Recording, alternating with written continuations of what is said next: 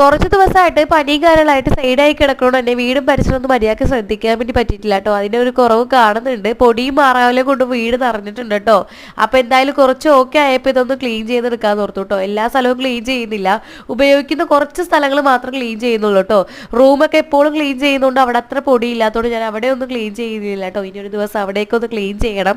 ആദ്യം തന്നെ ഹോളിൽ നിന്ന് തുടങ്ങിയിട്ടുണ്ടായിരുന്നു കേട്ടോ. ഇവിടെ ജനലിൻ്റെ എണ്ണം കൂടുതലായതുകൊണ്ട് എല്ലാ ജനലുകളും അടിച്ച് പൊടിച്ച് വരുമ്പോഴത്തേക്കും ഒരു വിധമാവും കേട്ടോ. പിന്നെ ഒരു സ്ഥലത്ത് നിന്ന് ക്ലീൻ ചെയ്യുമ്പോഴത്തേക്കും മറ്റേ സ്ഥലത്ത് ഐനൂസ് പണി ഒപ്പിച്ചുകൊണ്ടിരിക്കുകയാണ്. പൗഡറൊക്കെ ആകപ്പാടെ കൊട്ടി അവിടെ അലമ്പാക്കിയിട്ടുണ്ട്. ഞാൻ വീണ്ടും അടിച്ച് വരുന്നുണ്ട്. പിന്നെ ഫ്രിഡ്ജ് വെച്ച സ്ഥലത്ത് കുറച്ച് ഡ്രസ്സ് വാഷ് ചെയ്തതുണ്ടായിരുന്നു കേട്ടോ. അത് വേഗം തന്നെ കൊട്ടയിലിട്ട് മാറ്റിയിട്ടുണ്ട്. ഐനൂസിൻ്റെ കളിപ്പാട്ടങ്ങളൊക്കെ മാറ്റി എല്ലാം തുറക്കുന്നുണ്ട് കേട്ടോ. നമ്മളെ മാത്രം ശ്രദ്ധിച്ചാൽ പോരല്ലോ, അവളെ കൂടി ശ്രദ്ധിക്കണ്ടേ.